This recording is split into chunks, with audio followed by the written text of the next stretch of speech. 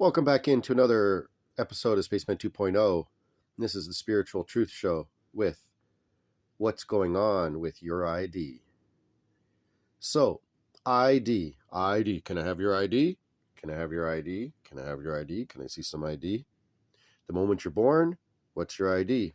Now they're giving you a social security number right when you're born, like you're going to start working. You didn't get that till like 15, 14, 12, age 12 in Canada before. When I was born here, I didn't get a social security number, social insurance number, I mean. But when my children were born, they got one right away. Well, I actually put it off for a couple months until I got hounded by my family members, even though I was putting it off for a particular reason, because once you do sign that signature, you signed away the body over to the government to then control the actual ID, which is now a corporate name. It's all in capitals. And you are really now a fictitious entity based on a debt to society and a bond. You're a slave, and this bond is sold on the stock exchange over to Brussels, Belgium, put into the Beast computer system, and Canada's Bank of Canada goes up $1 million for every baby born because you're worth about $1 million of future labor. With that being said, are you a stock, a security, a bonded slave? What's your true identity? So, how do you find out your true identity? Who are you? What is your purpose? What is your meaning? Who are you? What is your name? A lot of people are given last names based on their profession in the past. And yet, who are you? Is it just based on your ID?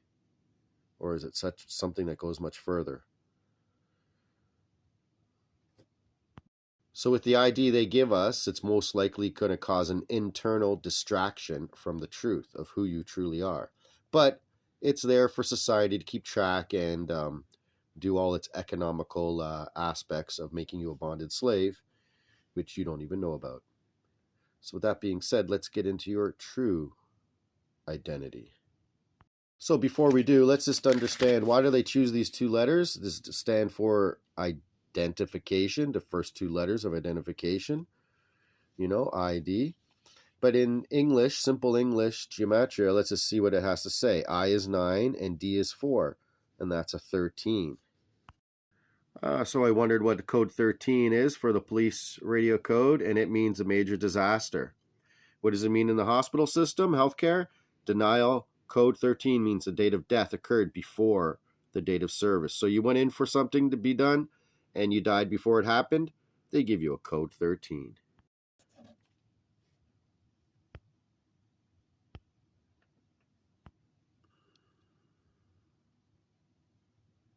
So ID can stand for intelligent design, correct?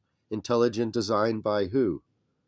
Intelligently designed by who? By God, the generative, organizing, dissolution aspect of the universe, the universal mind. So what else is based on 13? Well, the Egyptians had 13 chakra systems. So if you want to look at it in terms of how it's related to musical scales, there it is. But there it is in terms of your body. The base chakra, the sex chakra, the will, ego, solar plexus, heart, Christ, heart, personal, throat, chin, nose, third eye, 45-degree, crown, and Godhead. Takes a little bit of understanding what that means, but just to put it in point blank. So pointing out the tree of life has 10 Sephiroth, and above the 10 Sephiroth is Ein Sof Or, which represented by 3 lines. So there you go. 10 plus 3 is 13. In the middle path between the heart and the Godhead is the 13th path. And now the basic understanding of the flower of life right here is based on 1 circle in the middle, 6 around it, and another 6 around it, which then becomes 13. And then you get the next 6 around, which then you give 19. But it basically doesn't start until the first 13 circles are created. But now, having said that, the flower of life is containing 19 circles. Now, if you continuously do this with another 18 circles, because you can only have one in there around it, and put them in more and more and more to make it look like the beautiful effect of a sunflower, you're going to get the number 18 plus 19 is 37. Now, one of the ways of understanding how consciousness is gaining in greater amount and then going away is we fall asleep as we go away from the center of the galaxy, and we awaken as we come back. And it's a 25,920 year cycle, they say. Okay, it's about a 26,000 year cycle. There's 206 bones in your body. But this number right here, 25920, is very interesting. Why? Because everything contains protium, and protium, basic temperature in space, is minus 259.2 degrees Celsius. So why am I getting into that? Is because an element's ID is based on how many protons it has. Here's some examples how the tree of life fits on the flower of life.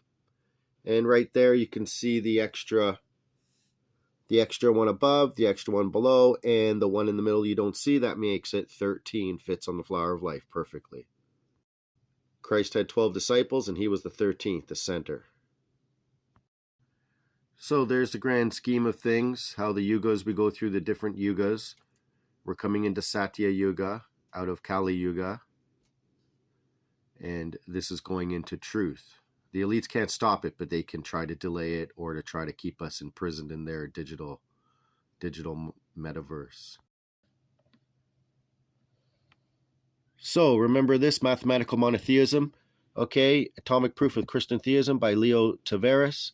37 he has is the number for this. Christ's number is 37. And just going into this, you can get really detailed on all the elements and how many protons they have. And this gets into the Fibernochi sequence as well.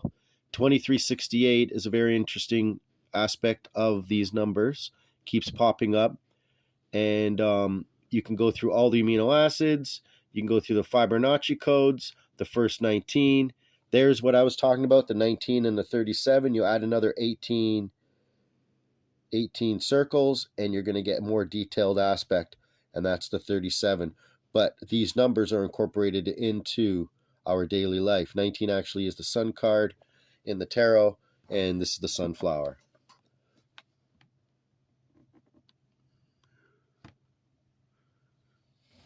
Okay, you can see how in Hebrew gematria, I'm not going to go through it slowly. I'm going to go through it fast. Mathematical monogram of Jesus Christ. Okay, see this? This is amazing. But with that being said, okay,